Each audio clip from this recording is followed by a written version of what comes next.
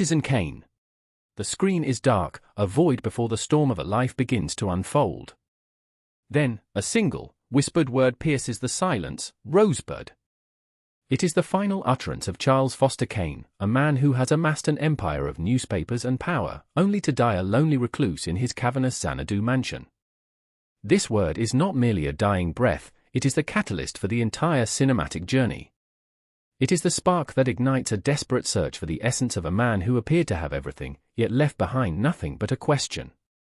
We are left staring into the abyss of a mystery that refuses to be easily solved. In the language of storytelling, this word is known as a MacGuffin. It is a device, a convenient pretext used to motivate the plot and drive the characters toward a central mystery. The search for the meaning of Rosebud provides the excuse for the investigative journalist, Thompson, to pick through the fragments of Kane's life. As the investigation unfolds, we realize the word is a symbol for something far more profound than a mere object. It represents a lost dream, a vanished piece of childhood that was ripped away when Kane was sent to live with his guardians. The MacGuffin ensures that the film is not just a biography, but a hunt for a ghost. The film's structure is as deliberate and complex as its protagonist. It employs a chiasmus, a narrative structure that mirrors itself, beginning and ending in a strikingly similar fashion. We begin in the darkness of death, with the final word spoken in a lonely room, and we end by seeing the secret that explains that word. This circularity creates a sense of inevitable tragedy, a loop from which Kane could never escape. It is a film that, as critic J.D. Rhodes observed, first begins twice and then keeps on beginning. This structural choice forces the audience to confront the same questions repeatedly, searching for a resolution that remains perpetually out of reach. This brings us to the central, haunting question of the film: can a man's life be understood through a single, isolated object? The film suggests that a human soul is too vast, too contradictory, to be captured by a single portrait or a collection of facts. Instead, Kane is reconstructed through the subjective memories of those who knew him, some who loved him, and some who simply observed him. We see him through the eyes of his business associates, his lovers, and his enemies, yet even with all these perspectives, the true Kane remains elusive. The film posits that a person is a mosaic of fragments, and even the most thorough investigation may only ever touch the surface. The mystery of Rosebud is also a narrative impossibility. There is a logical flaw in how the word is heard. The timing of the nurse's entrance suggests that no one could have actually overheard Kane's final breath. This creates a gap between the film's internal reality and the audience's perception. The word is disclosed only to us, the spectators, in a final, devastating reveal. We see the sled being consumed by a furnace, a piece of discarded debris that holds the key to a titan's heart. By granting us this knowledge while denying it to the characters, the film turns the audience into the only true witnesses of Kane's lost innocence. Orson Welles, only 25 at the time of production, understood that film could be more than just recorded theater. He used his background in radio to master the art of condensation, moving the narrative forward with a speed and elliptical precision that was entirely new to Hollywood. He did not merely tell a story, he staged a psychological autopsy. Through the use of deep focus and low-angle shots, Welles and cinematographer Greg Toland created a visual language that mirrored Kane's own expanding but hollow world. The mystery of Rosebud is the anchor for this technical revolution, pulling the viewer through a landscape of light, shadow, and profound, echoing loneliness. It's almost like it's a gothic horror film. I've just seen the greatest film of all time. The Prodigious Outsider. In the early 1940s, Hollywood was a fortress of established hierarchies and predictable studio hierarchies. Into this rigid system stepped a 25-year-old anomaly. Orson Welles arrived not as a trained cinematographer or a seasoned actor, but as a sensation forged in the fires of radio and the avant-garde theater. He was a man who had already conquered the airwaves, most famously through the notorious War of the Worlds broadcast, which left him with a reputation for being as unpredictable as he was talented. To the industry, he was a wonder child, a figure of immense promise and terrifying unpredictability. He was prodigious, precocious, and possessed an almost supernatural ability to command attention before he had ever set foot on a film set. Welles did not arrive in Hollywood seeking a job, he arrived demanding an empire. His transition from the Mercury Theatre in New York to the RKO studios was not a gradual ascent but a sudden, explosive takeover. When the studio offered him his first film, he did not ask for a salary or a standard contract. He demanded total control over every facet of production, writing, directing, and producing. This was a radical departure from the studio system, where producers typically held the reins. This autonomy allowed him to assemble a crew of his own making, many of whom were newcomers to the screen, lending the film an aura of mystery and freshness that bypassed the standard celebrity sheen of the era. The reality of this creative freedom was a constant, grinding friction. Welles was a man who lived in the tension between his grand, sweeping visions and the logistical realities of a studio's bottom line. He was, as he later admitted, 98% hustler and only 2% filmmaker. This hustle was the engine that drove his career, a relentless pursuit of the perfect shot or the most impactful sequence, often at the expense of the studio's control or budget. He was a man who had risked everything on a single vision, a gamble that would ultimately define his legacy and, perhaps, limit his future opportunities for control. While Welles brought the theatricality of the stage and the rhythmic pacing of radio, he was acutely aware that cinema required its own grammar. He was a fast learner, a man who understood that to master the medium, he had to study its masters. It is said that he sat and watched John Ford's Stagecoach repeatedly, using the 1939 masterpiece as a technical textbook. By deconstructing Ford's work, Welles began to teach himself how to translate the spoken word and the live performance into the visual language of light and shadow, preparing him to challenge everything the industry thought it knew about storytelling. He was the ultimate wonder child. He was very prodigious, very precocious. This self-taught mastery found its most potent expression in the collaboration with cinematographer Greg Toland. Together, they moved beyond the standard visual conventions of the time, experimenting with what would become a hallmark of the film's aesthetic, deep-focus photography. This technique allowed the foreground, middle ground, and background to remain in startlingly sharp clarity, creating a sense of profound, interconnected space. It was a bold, daring approach that demanded the audience's eye move through the frame, mirroring the complex, layered nature of the story itself. The visual language of the film was not merely about clarity, but about the psychological weight of the space. Welles utilized low-angle shots to create a sense of cavernous, overwhelming scale, particularly within the halls of the Xanadu mansion. These shots made the environment feel both monumental and claustrophobic, a physical manifestation of Kane's own isolation. By manipulating the camera's perspective, Welles could signal shifts in Kane's psychological state, turning the architecture of the film into a map of a crumbling soul. The production was a masterclass in financial and creative ingenuity. While the budget was modest by Hollywood standards, the film achieved a sense of immense scale through the clever reuse of sets and props from other RKO productions. This efficiency allowed Welles to focus his resources on the essential elements of his vision, the atmosphere, the lighting, and the intense, detailed decor that would define the film's look. It was a production that proved a filmmaker could achieve epic proportions without the limitless coffers of the major studios. Throughout my career, 98% hustle, hustler, 2% filmmaker that he couldn't actually do what he wanted to do. In the end, the prodigious outsider did more than just make a film, he challenged the very definition of cinema. By merging the techniques of radio, the intensity of the theater, and the visual possibilities of the camera, Welles created something that defied easy classification. It was an impure, beautiful, and deeply complex work that stood as a testament to the power of a single, uncompromising vision. While his struggle for control would continue long after the lights went down on this first great achievement, the impact of the prodigious outsider was already etched into the history of the art form. The release of Citizen Kane in 1941 was not merely a cinematic event, but a political provocation. While Orson Welles insisted the film was a work of fiction, the parallels to the most powerful media tycoon in America were impossible to ignore. William Randolph Hearst had built a vast empire of newspapers, a phenomenon in the tabloid and yellow press that allowed him to intervene directly in global affairs. Much like the fictional Charles Foster Kane, Hearst saw himself as a man shaping world events, employing a roster of extraordinary columnists that included figures as diverse as Trotsky, Hitler, and Mussolini. The film did not just mirror his wealth, but his very essence as a man who believed his newspapers could dictate reality. The shadow cast by Hearst was long and reached into the very heart of the Hollywood studio system. Hearst did not take the caricature of his life lightly. He actively attempted to suppress the film's release through the sheer weight of his media influence. He used his newspapers to wage a campaign against the production, creating a climate of fear that extended even to the distributors.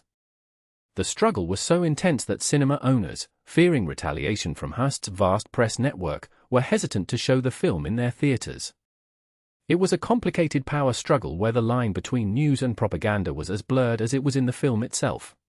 The battle over the film's distribution became a high-stakes game of financial brinkmanship. In a move that highlighted the precarious position of the smaller studios, MGM's Lowe's attempted to buy the film from RKO for a massive sum. It was an offer that could have changed the financial trajectory of the studio, yet RKO refused to sell.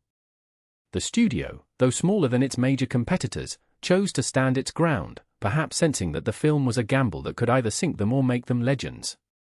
This decision to refuse the buyout ensured the film remained an independent, albeit controversial, entity. While the public focused on the political parallels, the personal discrepancies were perhaps more striking. In the film, Charles Foster Kane's relationship with his mistress, Susan Alexander, is depicted as a tragic, bitter dissolution. It is a story of failed ambition and resentment, where the protagonist's attempt to force her into stardom leads to total collapse. However, the real-life counterpart told a vastly different story. Hearst's relationship with his mistress, Marion Davis, was described as a deeply devoted and happy partnership.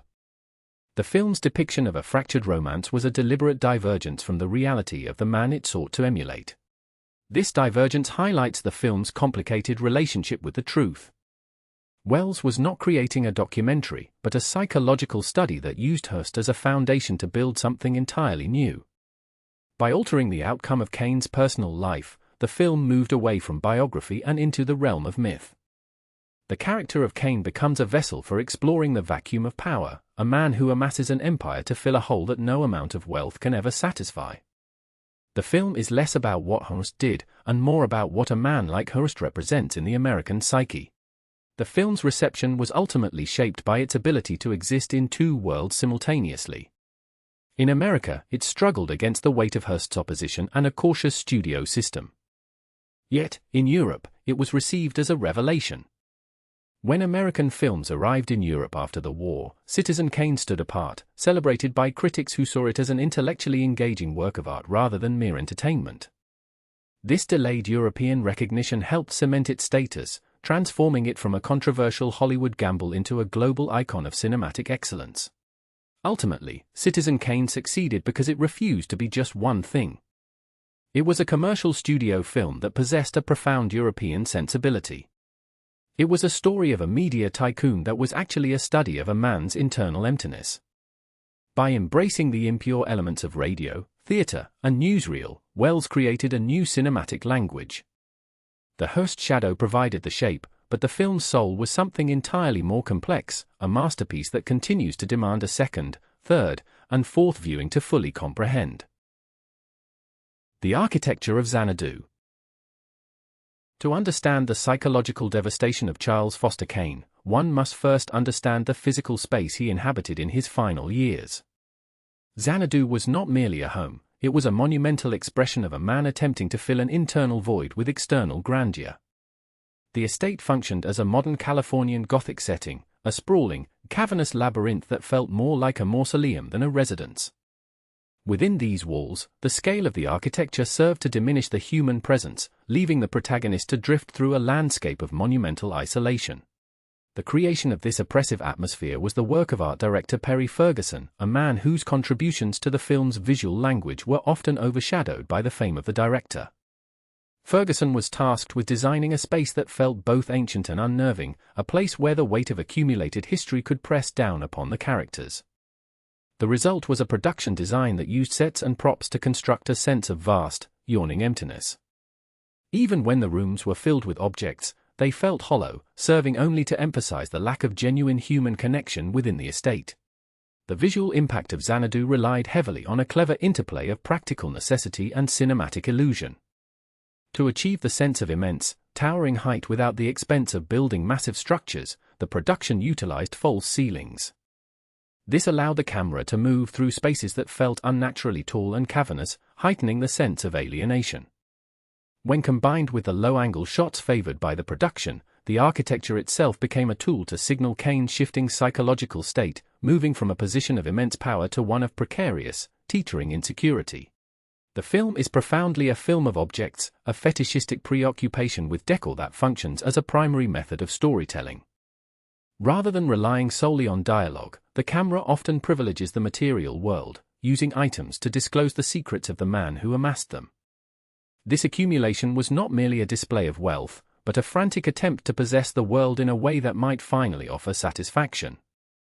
Every vase, every statue, and every piece of art served to illustrate the vast, unfillable vacuum inside the man himself. This Gothic sensibility is most evident in the way the film handles the accumulation of treasure from across the globe. The Xanadu sets were stuffed with the art of Western Europe, creating an environment that felt both luxurious and deeply unsettling. The sheer scale of this panoply of stuff was intended to overwhelm the viewer, much like the newsreels intended to overwhelm the public with the scale of Kane's media empire. It was a visual strategy that mirrored the character's own megalomania, using the weight of history to bury the man's true self. The use of decor reaches a peak of intensity in the sequences involving Susan Alexander, Kane's second wife. Her bedroom in Xanadu stands in stark contrast to the rest of the monumental estate. While the rest of the mansion is vast and impersonal, her room is small, cramped, and filled with an overwhelming density of objects. It is a space that feels like it is actively breathing, possessing a life and a texture that the rest of the house lacks.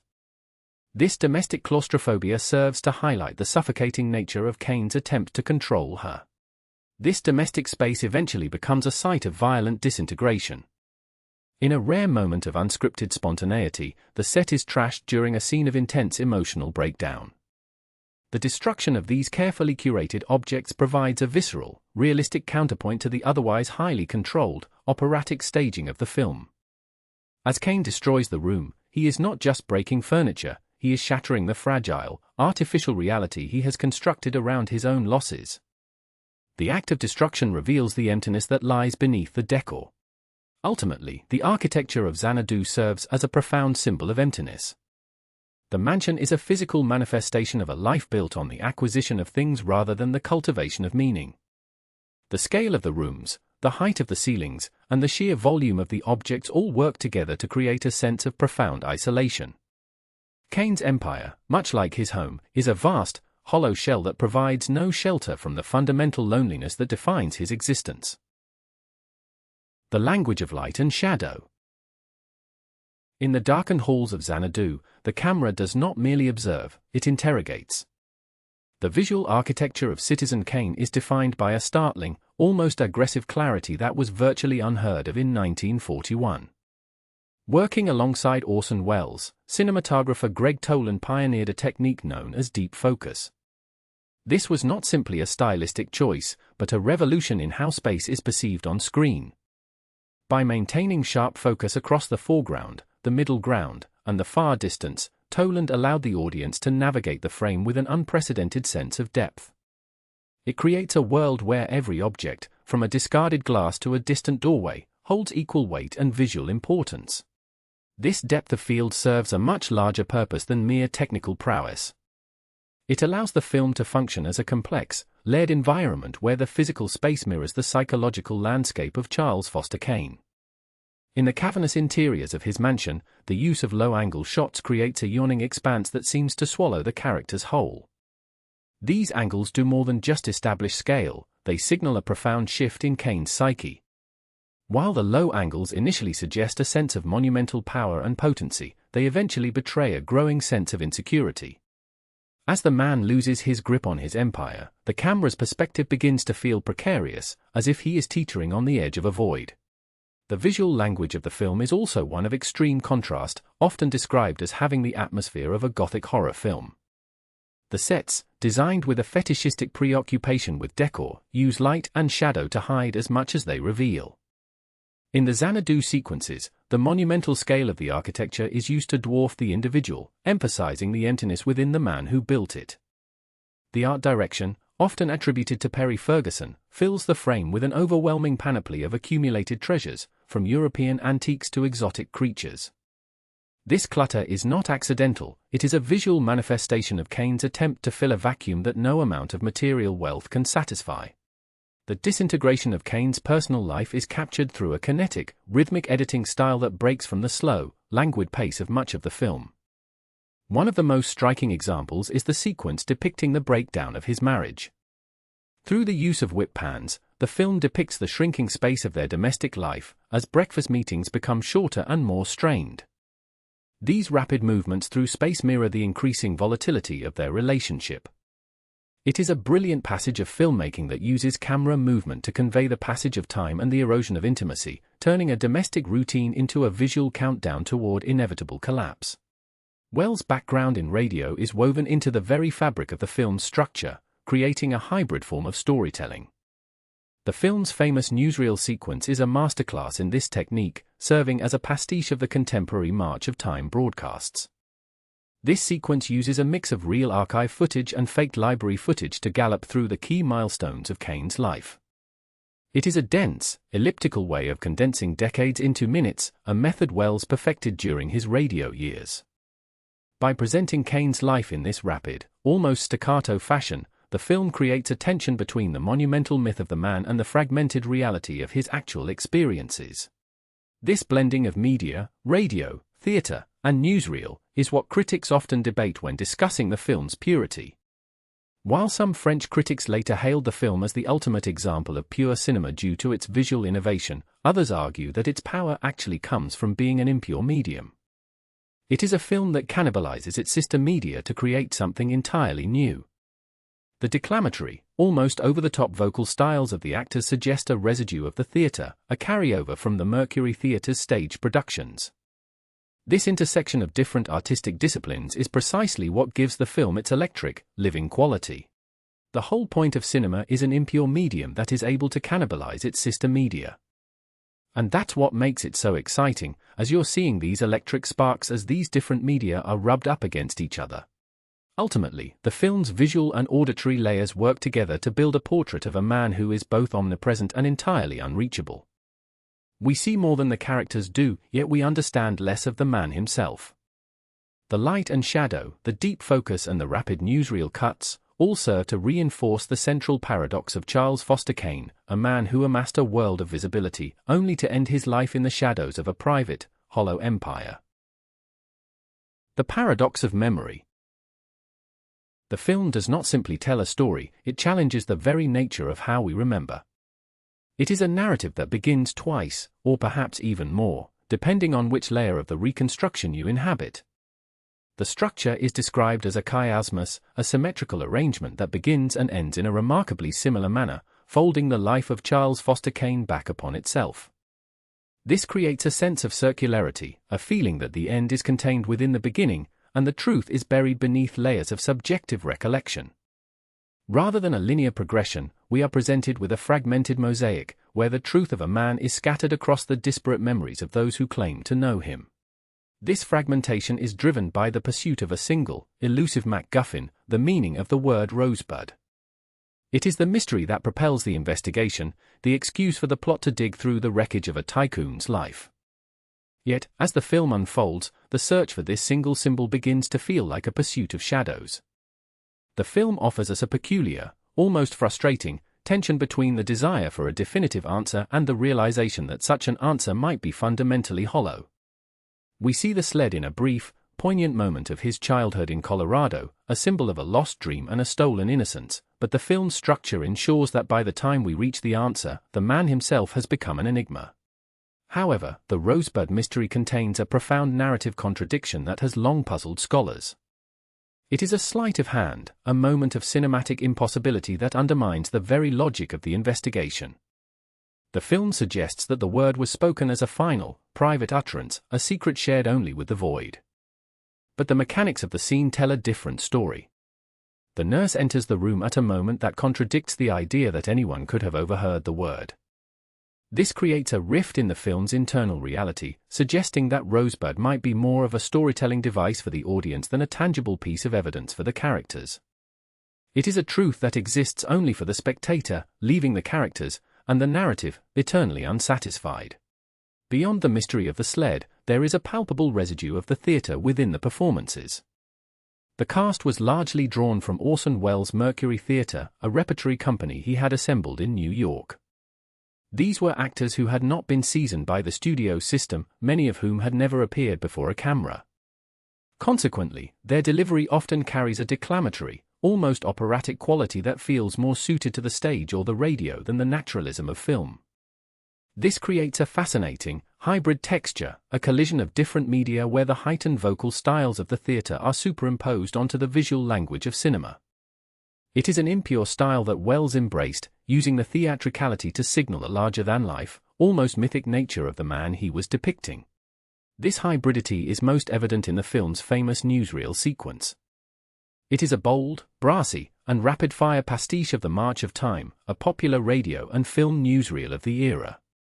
The sequence uses a seamless intercutting of real library footage and faked archive material to compress decades of history into a few minutes. We see Kane placed alongside historical giants like Teddy Roosevelt and even figures like Hitler, rooting his fictional life in the actual political landscape of the 1930s. It is a high-speed, elliptical way of storytelling that moves with the urgency of a radio broadcast, stripping away the languid, subjective camera of the rest of the film to provide an illusion of objective, historical fact. The newsreel functions as a crucial bridge, attempting to turn a personal biography into a grand, historical epic. It presents Kane's life in miniature, a rapid succession of triumphs and scandals that suggest a man who is not just a person, but a force of nature. Yet, the sequence also highlights the artificiality of the media Kane himself controlled. By using the visual language of the newsreel, the fast voices, the dramatic music, the curated imagery, Welles is making a profound statement about the power of the press to construct reality. The newsreel is not just a way to move the plot forward, it is a demonstration of how history is manufactured, edited, and presented to a public that consumes it without question. Ultimately, the film remains a tension between these two modes of storytelling. There is the slow, sweeping, and subjective gaze of the cinematic camera, and there is the fast, aggressive, and externalized pulse of the media. This tension mirrors the internal conflict of Charles Foster Kane himself, the man who seeks genuine human connection but is constantly mediated by the vast, impersonal empires of his own making. The film's refusal to settle into a single, unified style is perhaps its most enduring achievement. It remains a complex, multi-layered work that resists simple categorization, constantly reminding us that the truth is never a single, coherent story, but a collection of fragments, myths, and carefully constructed illusions. The enduring legacy. The journey of Citizen Kane did not reach its zenith in the American cinema halls of 1941. While the film was a monumental achievement upon its release, its status as the definitive masterpiece of the medium was cemented much later, across the Atlantic. In the 1950s, a significant critical revival took place in France, where the film was embraced by a new generation of European scholars. These critics, operating in a landscape shaped by the emergence of neorealism, saw in Welles' work a sophisticated, intellectual art form that transcended mere entertainment. They championed the film's revolutionary use of deep focus and long takes, elevating it to a position of world historical significance. At the heart of this critical elevation was André Bazin, a preeminent critic who played a vital role in the film's canonization. Bazin drew global attention to the film's technical brilliance, particularly its profound use of cinematography to convey narrative meaning. It was through this European lens that the film was repositioned, moving away from being seen as a mere Hollywood studio product and toward being viewed as a profound work of art. This period of rediscovery allowed the film to be received alongside the most vital new movements in cinema, ensuring its survival and its continued dominance in film history polls for decades. However, the film's legacy is not without its contradictions and debates. One significant tension exists between the idea of the film as pure cinema and its actual composition as an impure amalgam of different media. It is a work that deliberately cannibalizes radio, theater, and newsreel to create its unique texture.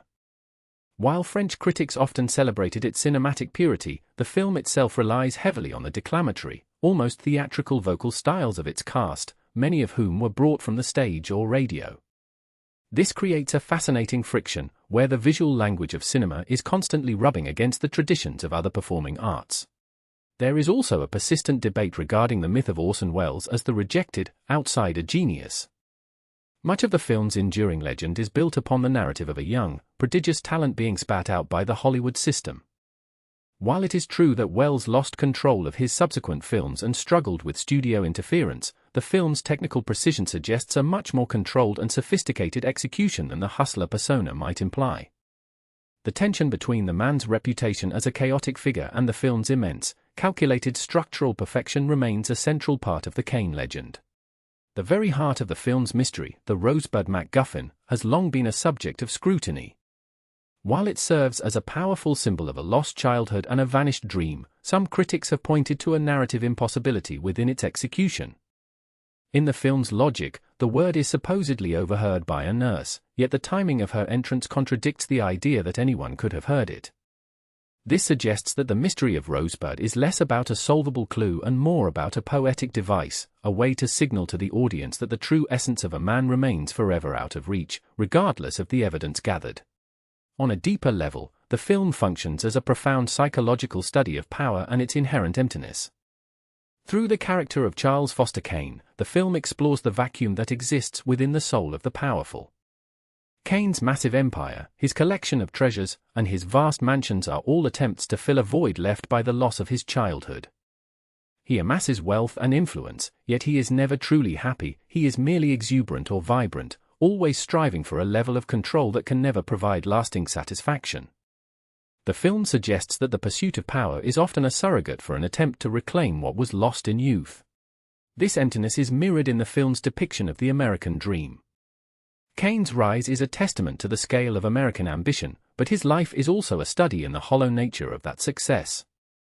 The film's structure, a complex chiasmus that begins and ends in a similar way, emphasizes this cyclical futility.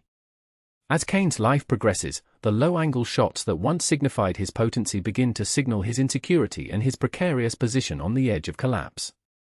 The film presents the dream not as a pinnacle of achievement, but as a labyrinth of isolation and unfulfilled desires. Ultimately, Citizen Kane remains a complex, multi-layered masterpiece because it refuses to offer simple answers. It is a film that demands repeated viewing, rewarding the spectator with new details upon every return. Whether one focuses on its technical innovations in cinematography and art direction, or its deep psychological and sociological insights, the film continues to resonate. It stands as a singular achievement that bridged the gap between commercial Hollywood production and high art cinema, leaving an indelible mark on the history of the medium.